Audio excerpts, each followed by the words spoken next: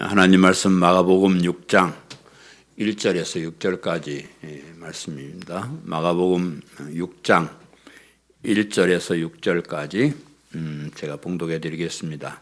예수께서 거기를 떠나사 고향으로 가시니 제자들도 따르니라. 안식일이 되어 회당에서 가르치시니 많은 사람들이 듣고 놀라 이르되 이 사람이 어디서 이런 것을 얻었느냐? 이 사람이 받은 지혜와 그 손으로 이루어지는 이런 권능이 어찌 됨이냐? 이 사람이 마리아의 아들 목수가 아니냐? 야고보와 요셉과 유다와 시몬의 형제가 아니냐? 그 누이들이 우리와 함께 여기 있지 아니하냐 하고 예수를 배척한지라. 예수께서 그들에게 이르시되 선지자가 자기 고향과 자기 친척과 자기 집 외에서는 존경을 받지 못함이 없느니라 하시며 거기서는 아무 권능도 행하실 수 없어 다만 소수의 병자에게 안수하여 고치실 뿐이었고 그들이 믿지 않음을 이상히 여기셨더라. 이에 모든 촌에 두루다니시며 가르치시더라. 아멘.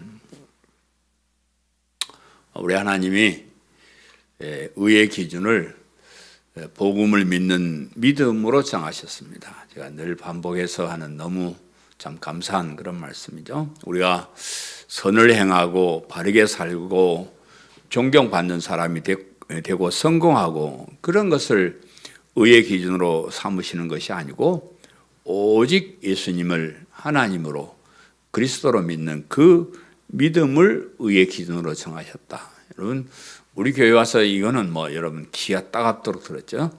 어떤 사람이 의로운 사람? 예수님을 하나님으로 그리스도로 믿는 사람, 의로운 사람, 하나님의 자녀.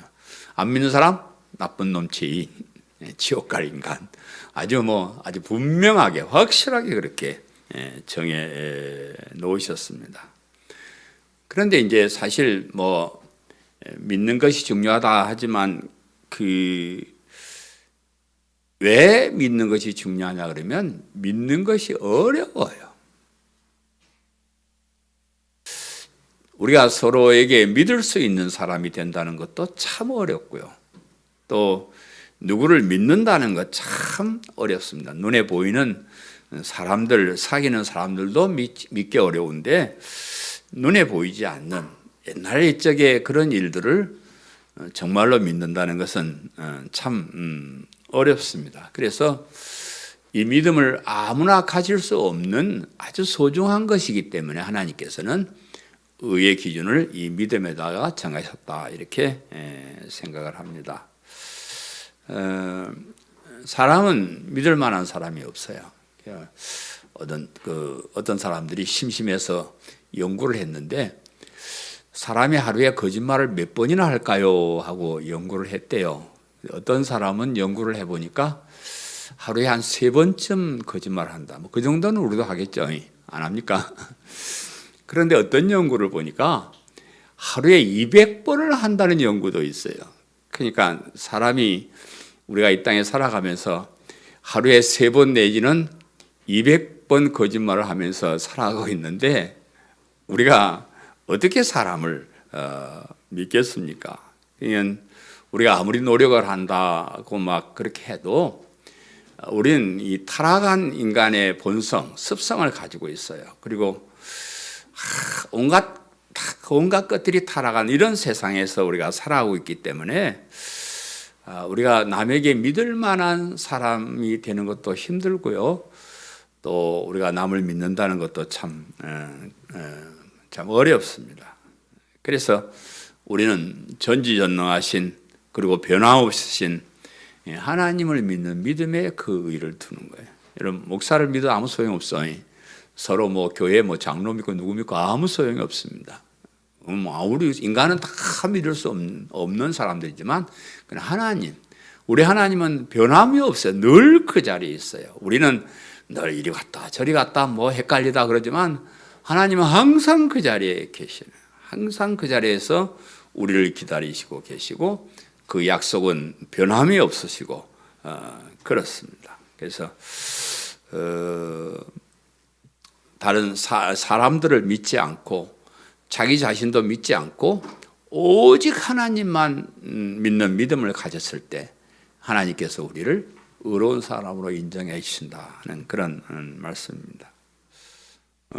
우리가 그 믿음이 소중하다는 것은 아무나 믿을 수 없기 때문에 그렇습니다. 여러분, 우리가 우리 스스로 노력해서 내가 나 믿어 뭐 이렇게 하는 것지만 내가 믿습니다 아니고 어떻게 생각하면 내가 믿게 되었습니다라는 말이 더 정확합니다. 내가 믿는 것이 아니고 우리가 성령님의 도우심을 받지 않고는 믿을 수가 없다 그랬습니다. 그래서 성령님께서 우리 속에 역사하실 때 정말로 이 믿을 수 없는 이런 사실을 믿게 되기 때문에 굉장히 중요한 것이고요.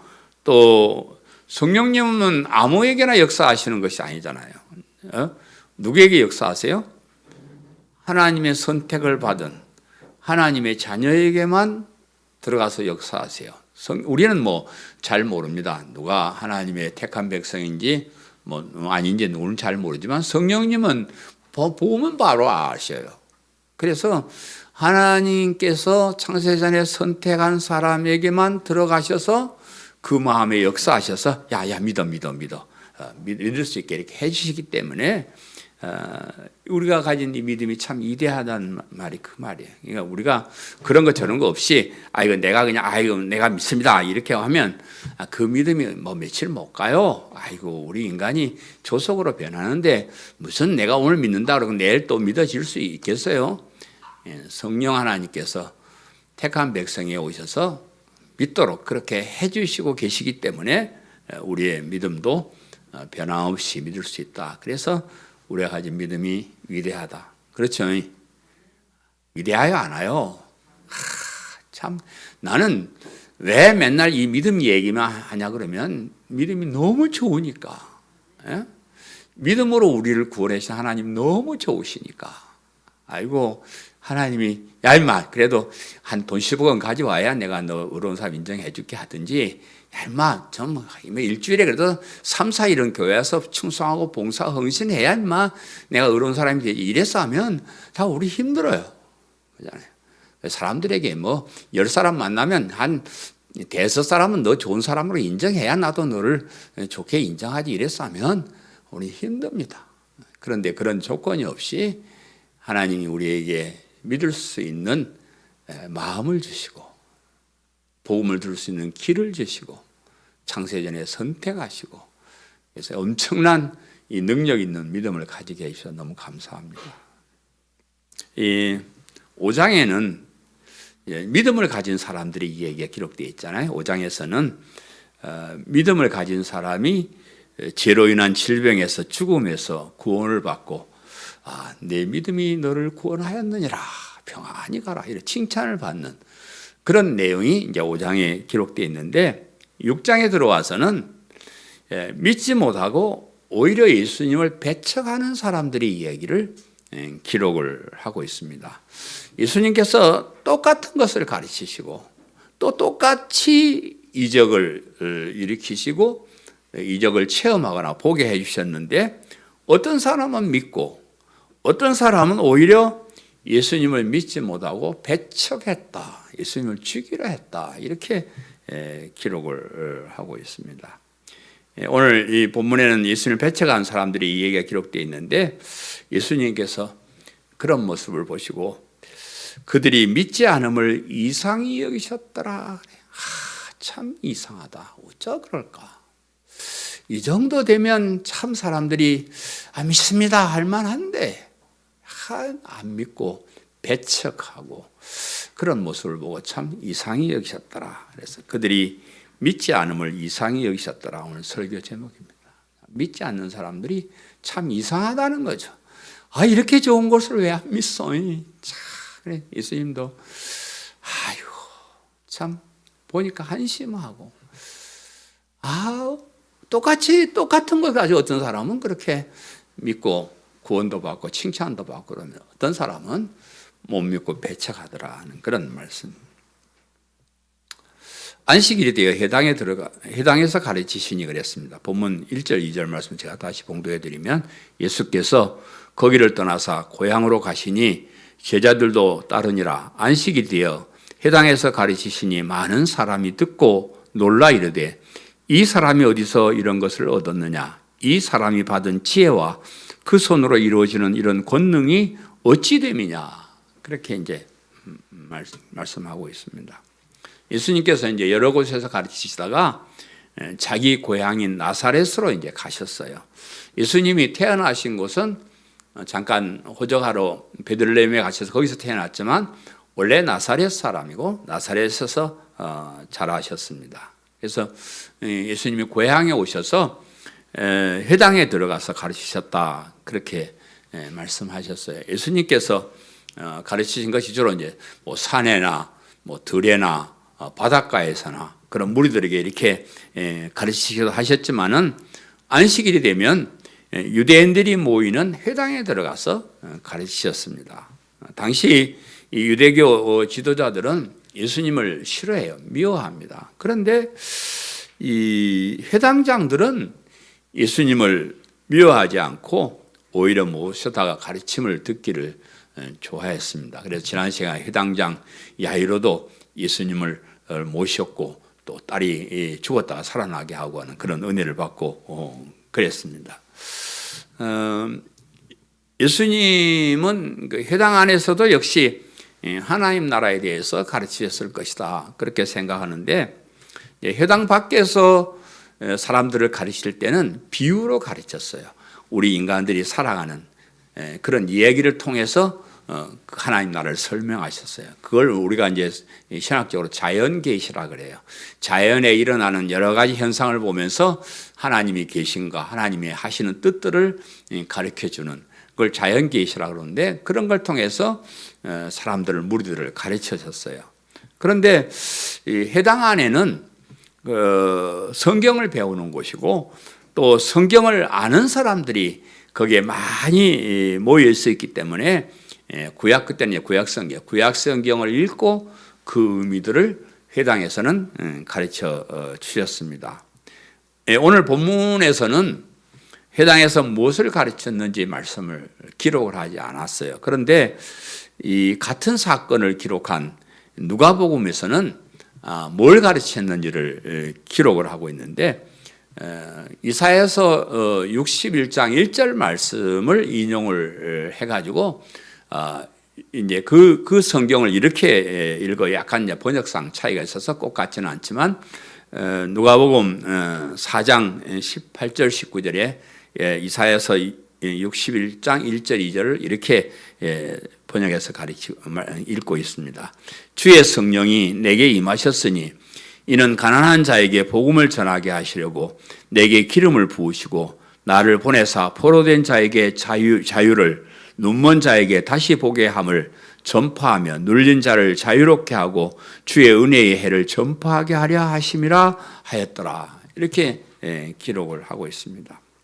하나님께서 이사야 선지자를 통해서 내가 약속한 메시아를 보내줄 텐데 메시아가 왔을 때 이런 일을 하게 될 것이다. 그런 일을 하거든 그 사람이 메시아인 줄 알아라 하는 그런 뜻이에요. 그래서 예수님께서 이 성경 말씀 이사야서 61장 1절 2절을 낭독을 하신 다음에 그것을 인용하시고 이 글이 오늘날 너희에게 응하였느니라 이렇게 말씀해요. 그러니까 이사야 선지자를 통해서 예언했던 그 사람이 나다 그 말이에요.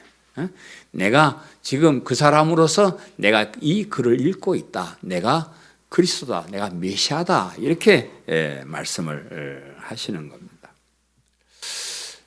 가난한 자에게 복음을 전하게 하시려고 그랬는데 이제 이 말씀이 가난한 자에게 복음을 전한 사람이 있거든 그 사람을 메시아인 줄 알아라 그런 뜻인데 실제로 예수님께서 이 세상에 오셔서 가난하게 사셨고 가난한 사람들에게 복음을 전하셨습니다.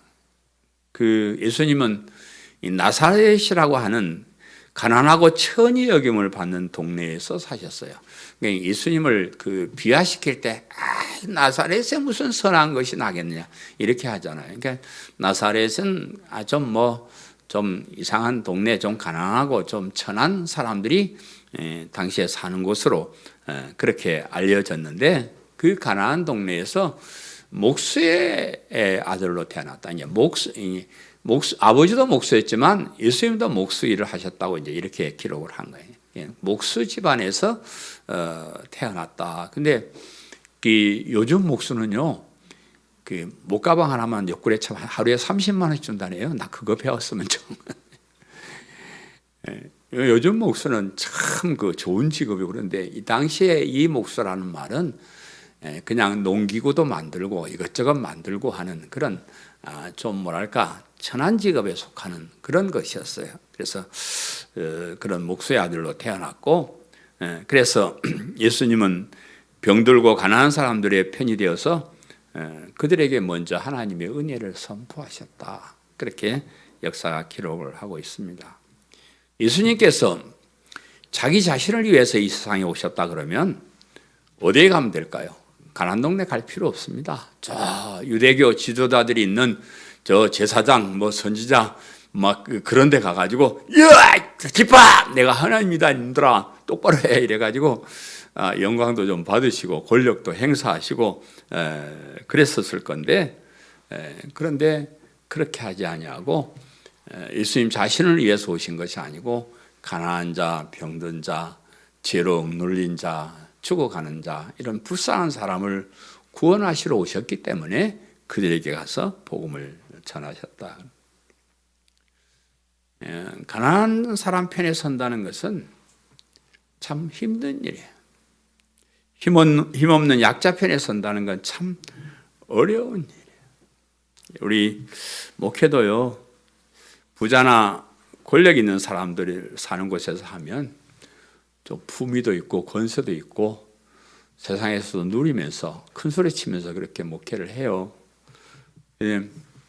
우리 요즘도 이제 아파트 보면 우리 젊었을 때는 아파트 막 붐이 일어가지고 사람들이 다 큰 아파트 단지에 가서 사는 것이 꿈이었어요. 그래서 너나 할 것 없이 막 아파트로 이렇게 몰려갔는데, 목회를 성공해서 정말로 좀 잘 살아보려고 하는 사람들은 다 아파트 단지에 가서 개척을 해요. 거기에서 이제 목회를 하면 부흥도 되고 사람도 많이 오고 그래 좋았어요. 그래서 저희처럼 이런 동네에서 목회하다가 그냥 접고 아파트 단지에 가서 그냥 갑자기 부흥한 그런 목사님들 더러 있습니다. 그렇게 했는데 그 작은 교회에서 목회하는 것, 가난하고 어려운 사람 편에서 목회하는 것 참 어렵습니다. 제가 이제 목회할 때 다 돼가니까 고백을 하는데 참 힘들었습니다. 참 힘듭니다. 저는 겁이 없이 여기 이 동네 왔어요. 겁이 없이 동네 와가지고 또 겁이 없이 하나님 상처받고 고통당하는 사람 제게 보내주시면 제가 그 사람들을 잘 케어하며 살겠습니다. 겁 없이 이런 기도를 했더라니까. 내가 그 기도한 것에 대해서 이 기도를 똑바로 해야지. 아이 돈 많은 그런 사람 보내주시 이래야지. 어째 너는 기도를 해도 그렇게 하냐. 참 그런 사람들 편에서 목회를 한다는 것, 한평생 보낸다는 것 참 힘들었습니다. 포로된 자에게 자유를, 눈먼 자에게 다시 보게 함을 전파하며 눌린 자를 자유롭게 하고 그렇게 말씀하셨는데, 예수님의 그 사역은 이 땅에서 부자로 잘 나가고 잘 살고 뭐 그런 사람들을 위해서 오신 것이 아니고, 물론 그 사람도 마찬가지지만 우리가 죄로 인해서 병들고 늙어가고 죽어가는, 또 죽고 난 다음에 지옥의 형벌로 달려가고 있는 사탄의 종이 되어서 꼼짝 못하고 눌려 사는 그런 사람들에게 제사함을 받게 하고 정말로 행복한 삶을 살게 해주시기 위해서 예수님께서 이 세상에 오셨습니다. 그래서 죄에서 벗어나고 사탄의 올무에서 벗어나고, 그죠? 죽음과 병과 죽음의 고통 이런 것에서 벗어나서 또 영원한 천국을 바라보며 소망을 가지고 그렇게 살게 하시기 위해서 예수님께서 이 땅에 오셨습니다. 사람들은 이런 가르침을 듣고 놀랐다 그랬어요. 야, 참 예수님이 말씀만 해도 뭐 죽은 사람도 일어나고 귀신도 쫓겨가고 저런 정도 능력이 있고 또 가르치시는 걸 보면 참 기가 막힌 것들을 가르치시는데 저런 지혜와 권능이 어디에서 나왔는지 참 모르겠다. 어떤 저런 사람이 우리처럼 가난하고 어려운 사람 편에 서서 이렇게 일을 하실까? 정말로 놀랬다 이랬어요. 예수님께서 우리에게 전해주신 하나님 나라의 복음은요, 알고 보면 참 귀한 것이에요. 여러분 제 설교만 들어서 여러분 잘 비교가 안 되실 거예요. 정말로 제가 하고 있는 이 복음의 진리, 십자가의 복음, 천국 복음, 영생의 복음, 이거 알고 보면요, 엄청난 거예요. 아주 최고의 설교를 여러분 매주마다 듣고 계셔요. 난 그런 자신감이 있습니다. 정말이에요.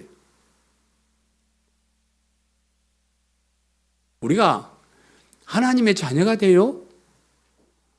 우리가 죽어도 다시 부활해요? 우리가 영원한 생명을 가지고 살 수가 있어요? 엄청나게 아름다운 멋있는 이 땅에서 없어야 될 것은 다 없애고 있어야 될 것 다 있는 그런 완벽한 나라에서 영원한 삶을 살게 한다. 기가 막혀요. 기가 막혀. 그런데 문제는 그렇게 놀랍게 여기면서도 믿지는 않더라는 거예요. 아니, 그렇게 놀라운 일이 있으면 그냥 믿으면 되잖아요. 그죠? 근데 사람들이 안 믿어. 세상의 것에 너무 정신이 팔려 있어가지고요. 세상이 전부인 줄 알잖아요. 사탄의 거짓말에 너무 세뇌가 되어 있어가지고요. 그 말이 진짜인 줄 알아요. 그래서 하나님이 하시는 그런 말을 못 믿는 겁니다. 설마 그런 일이 있겠어? 여러분들 긴가민가 하잖아요. 안 그래요? 긴가민가. 혹시 설마 하면 긴가민가 하면 그러잖아요. 그래서 그런 믿지 않는 사람을 보시면서 예수님께서 섭섭해하시고 한탄하시는 거예요. 두 번째는 예수를 배척한지라 그랬죠. 예수님을 배척했다 그랬는데 본문 3절 4절 제가 다시 읽어드립니다. 이 사람이 마리아의 아들 목수가 아니냐, 야고보와 요셉과 유다와 시몬의 형제가 아니냐, 그 누이들이 우리와 함께 여기 있지 아니하냐 하고 예수를 배척한지라. 예수께서 그들에게 이르시되 선지자가 자기 고향과 자기 친척과 자기 집 외에서는 존경을 받지 못함이 없느니라 하시며 라고 했습니다. 예수님께서 공생애를 시작하기 전에 이제 30살부터 공생애를 한 3년 반 이렇게 하셨는데 30살까지의 그 삶은 사실 초라한 삶이었어요. 목수로서, 목수의 아들로서 그런 초라한 모습을 아는 사람들은 예수님이 아무리 좋은 얘기를 하고 아무리 기적 같은 일을 행해서도 믿지를 않는 거예요. 어렸을 때 같이 놀던 친구들 나랑 같이 코 올리면서 같이 이렇게 그렇게 살았는데 저게 무슨 하나님이라 그래? 저걸 무슨 메시아로 믿을 수 있겠어? 예수님의 어렸을 때 그런 모습을 본 사람들은 못 믿는 거예요. 똑같은 일인데도 어떤 사람은 그것을 긍정적으로 보고 어떤 사람은 부정적으로 보는 거예요. 예수님의 과거를 잘 모르는 사람들은 긍정적으로 보는데 예수님을 잘 안다고 하는 사람들은 부정적으로 보는 거예요. 예수님을 마리아의 아들, 이렇게 마리아의 아들이다.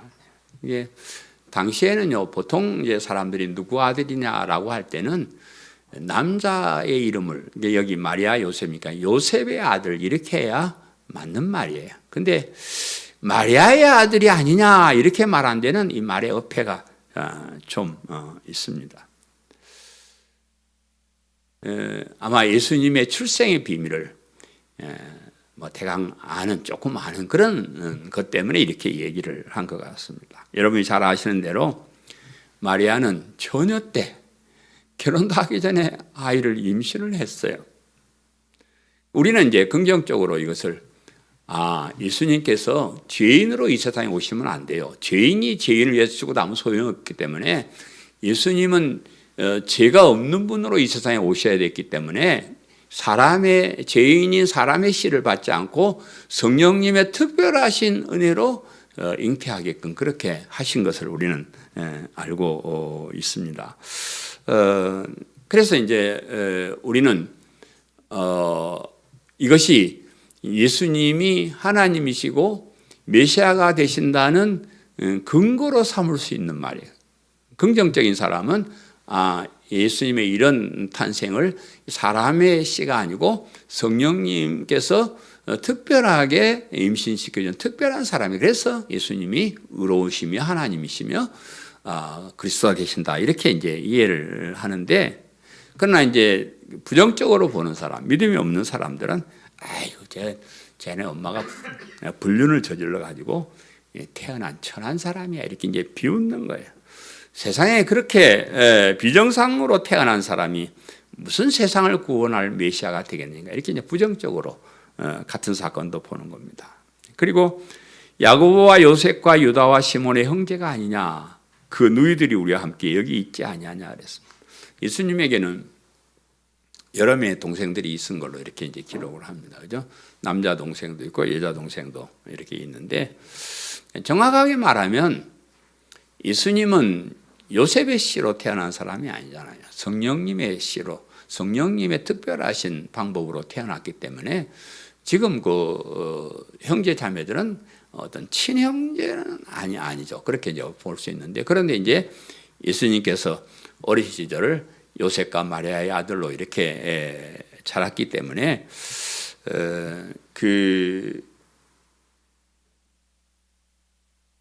예수님이 그런 육신의 몸을, 저 사람 아버지도 알고 형제 자매가 다 아는데 제가 무슨 하나님이야, 이렇게 이제 부정적으로 본다 그 말이에요. 이 예수님의 형제 자매들도 예수님이 부활하시기 전에는 예수님을 그리스도로 믿지 않았어요. 같은 가정에서 형제 자매로 살았던 사람이 갑자기 하나님이시고 메시아가 된다 그러면 뭔 소리야, 우리 오빠 우리 형님인데 저거 무슨 그런 소리 하지 마, 이제 그래서 안 믿었어요. 예수님께서 십자가에 죽으시고 부활하신 후에 이들이 예수님을 믿게 되었. 그렇구나, 부활하는 모습을 본 다음에 그렇게 믿게 되었는데, 그 중에 야고보와 유다는 교회의 지도자가 됐고요. 야고보서와 유다서를 이 예수님의 동생들이 기록한 것이 아닌가, 이렇게 이제 우리가 보고 있습니다. 해당에 모였던 사람들이 이걸 지적하는 거예요. 예수님 사람에 불과하다. 여기 부모님도 있고 형제 자매들도 있는데 어떻게 이런 사람을 우리가 하나님으로 믿을 수 있겠느냐, 이런 얘기고, 또 가족들도 예수님을 하나님으로 믿지 않는데 우리가 어떻게 예수님을 믿겠느냐, 그렇게 이제 말하는. 그래서 예수님께서 그들에게 선지자가 자기 고향과 자기 친척과 자기 집 위에서는 존경을 받지 못함이 없느니라 그랬어요. 과거에 이제 선지자들도 자기 고향이나 친척이나 자기 집에서는 존경을 받거나 인정을 받지 못했다고 그래요. 그래서 그것을 인용하면서 예수님도 고향에 와서 고향 사람들에게 인정을 받지 못한다 하는 것을 말씀을 하고 있습니다. 우리 목사들도 뭐 비슷한 것 같아요. 제가 이제 그 목사지만 우리 가정에서 저를 별로 존경 안 합니다. 옛날에 내가 과거에 좀 거시기 했던 시절의 모습을 애들이 다 알고 있어서 그런지 훌륭한 목사님으로 인정을 안 합니다.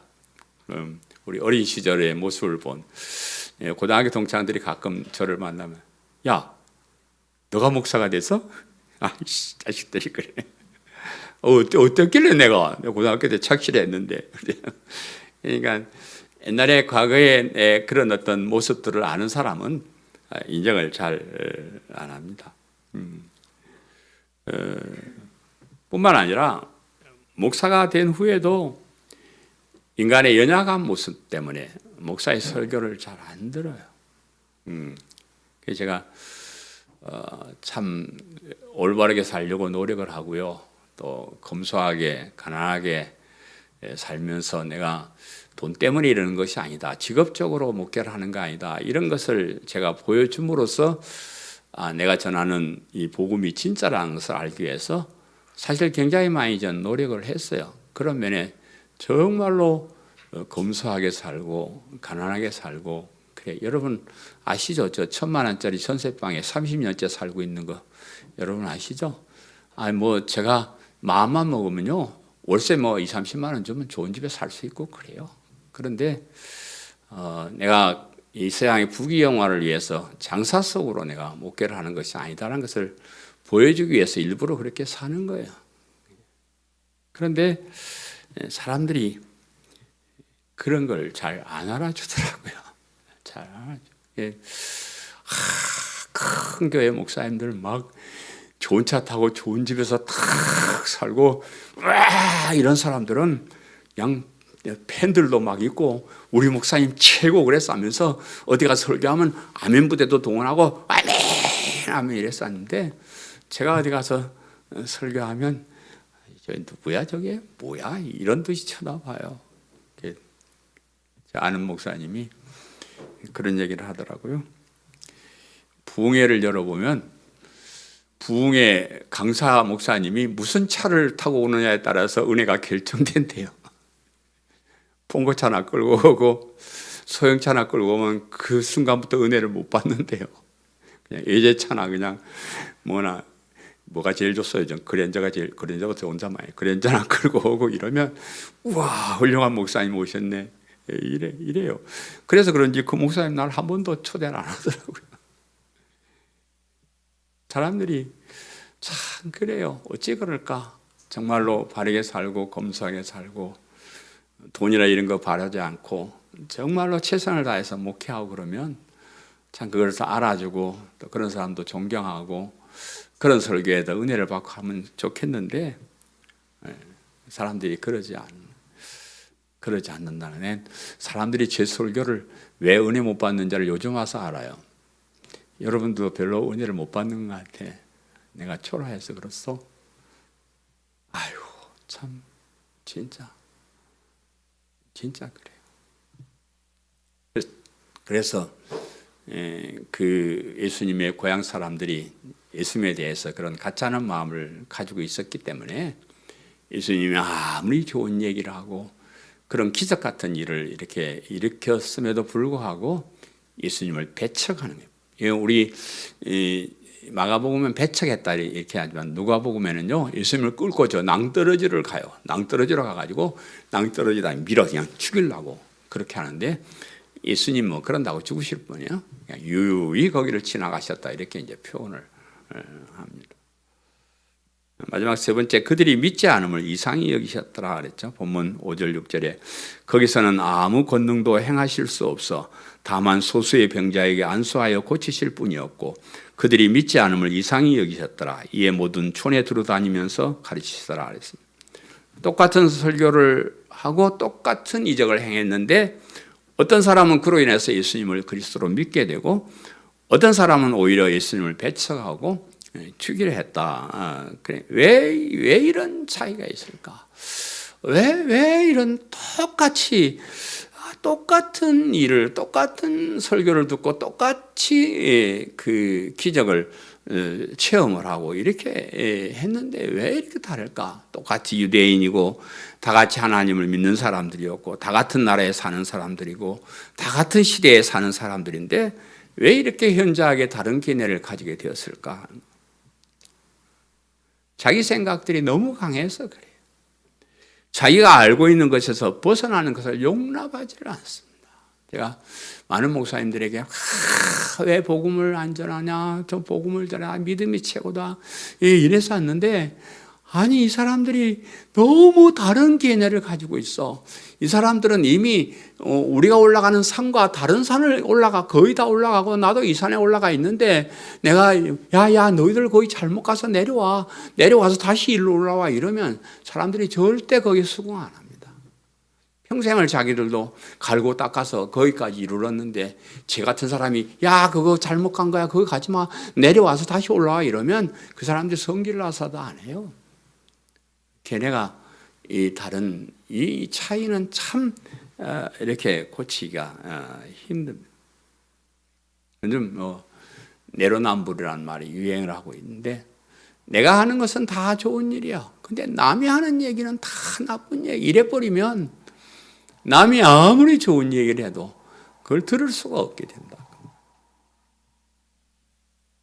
우리나라가요 경제적으로 또 과학의 어떤 발전이나 예술 분야나 많은 분야에서 세계 최고의 나라가 됐어요. 엄청나더라고요. 우리나라가 참 못 살고 어려운 나라였는데 한 100여 년 사이에 엄청난 나라로 바뀌어버렸습니다. 그런데 한 가지 문제가 딱 있는데 같은 생각을 가지지 못하는 거예요. 아주 크게 이 골이 다른 큰 개념 차이가 있는 이런 것으로 자꾸 나누어져 있다는 말이에요. 좌나 우로 나누어져 있고 동과 서로 나누어져 있고 가난한 사람과 부자가 나누어져 있고 또 사용자와 노동자가 나누어져 있고 젊은 사람과 늙은 사람이 나누어져 있고 심지어는 남자와 여자를 나누고 그렇게 나누어져 있습니다. 그래서 편가르기를 하고 서로 대적을 하게 만들어요. 이건 어쩔 수 없이 우리가 살아가는 동안 있어야 될 거예요. 아니요. 어떤 사람은 뭐 좀 좌편향적 사상을 가지기도 하고요. 어떤 사람은 보수적인 성향을 가지기도 해요. 어떤 사람은 또 동에서 태어나기도 하고, 전라도에서 태어나고, 어떤 사람은 경상도에, 충청도에, 태어나는 걸 어떻게, 그렇게 태어나기도 하고, 어떤 사람은 살다 보니까 가난한 사람도 있고 부자도 있고 그래요. 모든 사람이 어떻게 다 똑같습니까?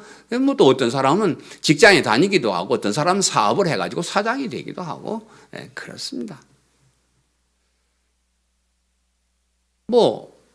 젊다고 맨날 젊습니까? 젊은 사람이 다 늙은이가 되기도 하고 그렇습니다. 남자로 태우고 여자로 태어난 것을 웃자겠어요 그걸. 근데 이걸 편가르기를 해요. 일부 욕심 많은 정치인들이 자꾸 이걸 꼬시게 해요. 니들 왜 가난하게 사느냐? 부자들 털어먹자. 아이 너희들 왜 일만 하느냐? 사장들 좀 못됐다. 전라도 사람들 경상 사람 못됐다. 경상 전라도 사람 못됐다. 그리고 자익우익 나누어서 그렇게 이게 싸워가지고요. 이게 이 치유를 해주고 하나가 되게 해야 되는데 정치인들이 자꾸 자기 이익을 위해서 이걸 갈라쳐서 자기 편으로 만들려고 하니까 우리나라가 참 힘들어요. 왜 이렇게 싸우고 있어요? 이렇게 살기 좋은 나라에서 우리가 먹을 게 없어요. 뭐가 없어요? 정말로 좋은 나라에 살면서 그런 것만 서로 갈라치지 않냐고 한마음이 되면 참 좋겠는데 그게 참 그렇게 돼 있습니다. 그래서 우리가 내가 자랐던 환경, 내가 배웠던 지식에 너무 집착하지 마셔요. 내가 아는 것이 최고라고 자꾸 생각해버리면 가면 갈수록 골은 자꾸 깊어지는 거예요. 그래서 다른 사람도 얘기도 들어보고 또 그런 사람도 있고 저런 사람이 있다는 걸 서로 인정하고 그렇게 살아가는 거예요. 신앙적인 문제도 참 그렇더라고요. 참 신앙적인 면도 같은 십자가를 걸고 같은 교회라는 간판을 걸어도요 이 골이 너무 깊어요. 행함으로 구원받는 사람과 믿음으로 구원받는 사람이 이 골이 너무 깊어서 맨날 서로 싸워요. 그러니까 사실 비슷한 거예요. 우리가 믿음으로 구원받는 사람도 행함이 있어야 돼요. 행함으로 구원받는 사람들도 믿음이 있기 때문에 행하는 것이기 때문에 사실 별거 아니에요. 그러니까 서로 그것을 인정하고 자기가 배웠던 거 다 좀 내려놓고 성경을 자꾸 읽어보고 성경에 있는 하나님 뜻이 진짜 무엇인지 우리가 잘 살펴보고 그래. 그래서 인간적인 생각을 좀 내려놓으시고 부정적인 생각도 내려놔 보시고 여러분 제가 어려서 상처받고 고생하고 한 그런 어떤 사람을 한 사람 아는데요. 그 마음의 상처 때문에요. 평생을 고생하더라고요. 그 상처가 치유가 안 돼요. 그래서 모든 사람을 나쁜 사람으로 봐. 내가 기도합니다. 아유, 저 마음의 상처가 좀 치유받게 해주시죠. 어렸을 옛날에 우리 교회에 제가 분쟁이 있을 때 한번 정권이로 가보면요. 한번 목사한테 당한 사람은 평생 목사를 미워하고 살아요. 근데 목사도 인간인지라 좀 실수도 하고 그러긴 하죠. 근데 그런 것에 너무 집착하지 마셔요. 진리를 바라보고 살아요. 여러분 마음의 상처도 다 내려놓으시고요. 여러분 내가 최고다 하는 것도 다 내려놓으시고 정말로 하나님이 무엇을 우리에게 말씀하신지를 우리가 배워나가야 되겠다. 그렇게 생각합니다. 예수님께서 그들이 믿지 못함을 이상히 여기시고 아주 소극적으로 최소한의 일만 하셨다. 그렇게 말씀하고 있습니다. 아무 권능도 행하지 않으시고 소수의 병자만 고치시고 여러 마을에 다니면서 복음을 전하기만 하셨다. 그랬어요. 그래서 우리의 믿음이 소극적일 때요. 하나님의 역사도 소극적이에요. 우리가 하나님을 더 가까이 하고 우리의 마음에 믿음에 불이 붙으면 하나님도 우리 속에 더 역사하시고 더 많은 기적도 체험하게 하시고 정말로 하나님 자녀답게 살게 해주실 텐데 그저 작은 소극적인 겨우 이런 믿음 가지고 살면 하나님께서도 그냥 겨우 그런 구원의 은혜만 주시는 거예요. 문제는요. 그런 소극적인 믿음이 결국은 그 믿음을 버리게 하더라고요. 내가 목회를 해보니까요.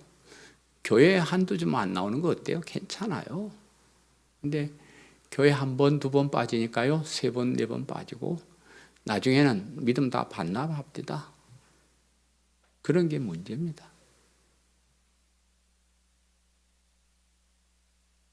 그 소극적인 것 때문에 내 겨우 구원만 받으면 됐지 하는 이것 때문에 그 귀한 믿음을 갖다가 놓쳐버리는 이런 어리석은 사람이 우리 주변에 많이 있다는 거예요.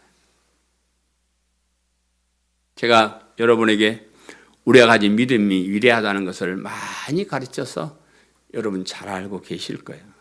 그런데 진실한 고백이 어디까지일까? 그건 제가 여러분에게 많이 못 가르쳐 드린 것 같아요. 교회에 다니기만 해도 내 믿음이 진실한 고백일 수 있을까? 교회 일에 충성하고 헌신하여야 그 믿음이 좀 진실한 믿음이라고 할 수 있지 않을까?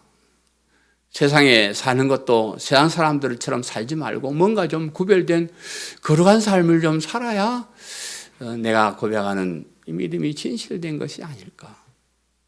이런 생각들을 제가 자주 해보게 돼요. 여러분, 성령님께서 역사하시고 그 역사하심을 따라서 내 믿음이 정말로 그렇게 동의하면 진실된 믿음이에요. 행함과 반대되는 말이기 때문에 여러분 교회 충성하고 헌신하고 이게 상관없어요. 별거 아닙니다. 그런 거. 그런데 문제는 정말로 그렇게 내 믿음이 진실되고 정말로 그렇게 하나님의 은혜를 받았는데 이 정도로 살 수가 있는 것일까? 여러분 자신에게 진지하게 한번 생각해 보시기 바라요. 제가 이제 이 나이 돼서 은퇴할 때 왔는데 당신 그러면 안 돼. 당신 똑바로 해야 돼. 이래서 하면 여러분 이제 날 보고 노망 들었다 그럴 것이고 저는 여러분에게 개인적으로 그렇게 지적하고 할 생각 없습니다. 소용없는 일이에요. 여러분 스스로 점검을 하셔야 돼요. 스스로 점검을 하셔야 돼요. 내 믿음이 진짜기만 하면 너무 좋은 것인데, 만약에 내가 하나님 최후의 심판대 앞에 섰을 때 너 뭐 가지고 왔냐 이러면 어떡할?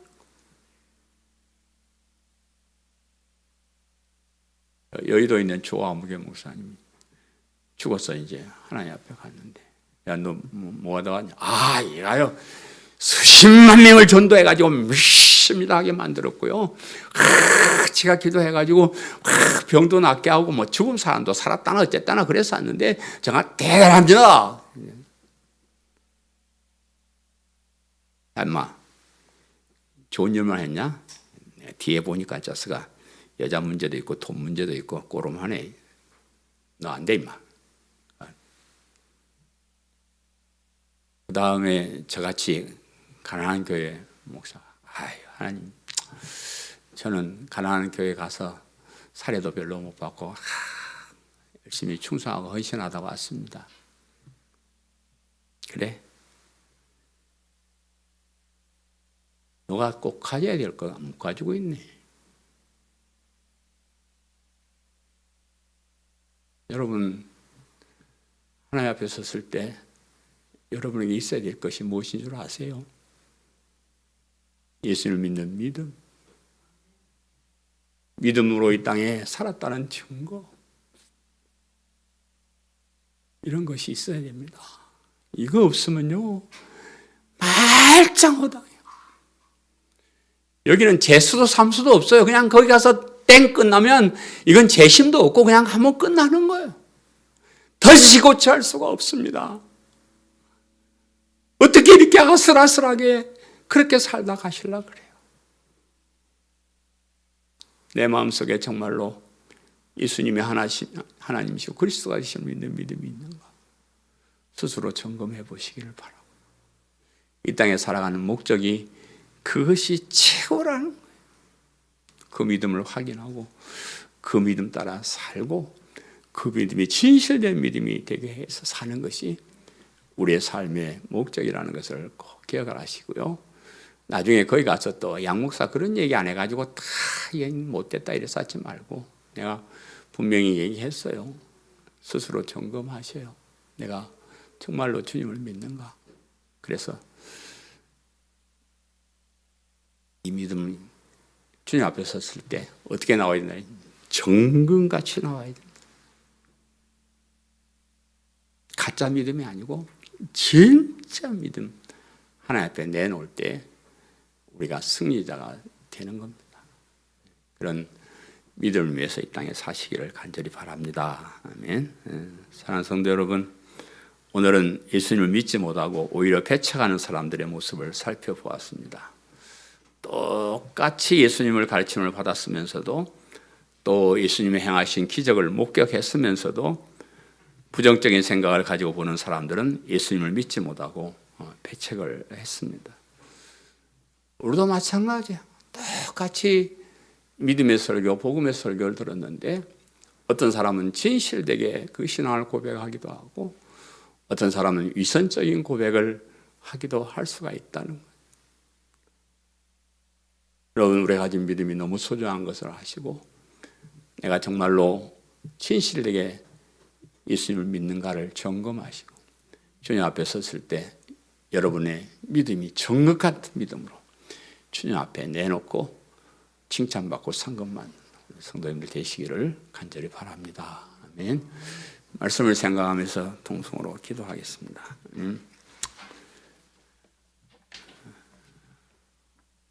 우리가 가진 믿음이 너무 위대한데 과연 내가 진실된 고백을 하고 살고 있는가?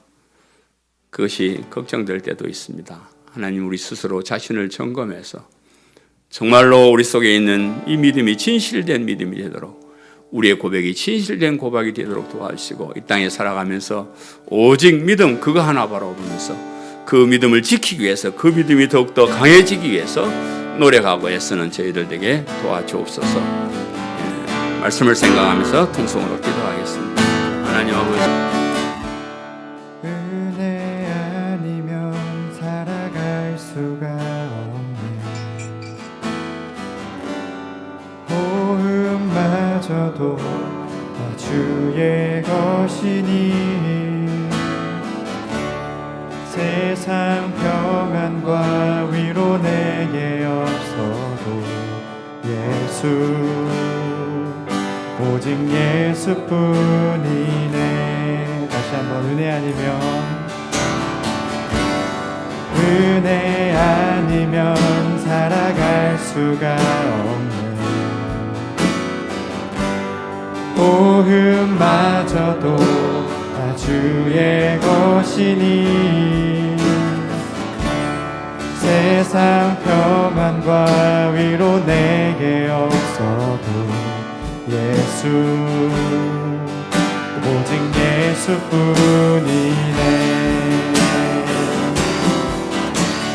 크신 계획 다 볼 수도 없고 작은 고난에 지쳐도 주께 묶인 나의 모든 삶 버티고 견디게 하시네.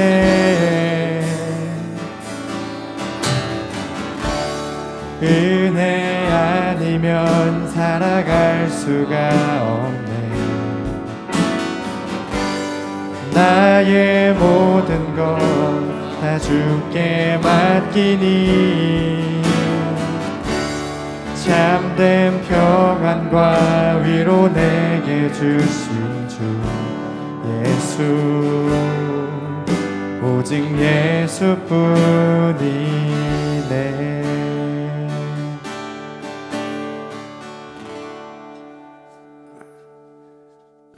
11장 끊기면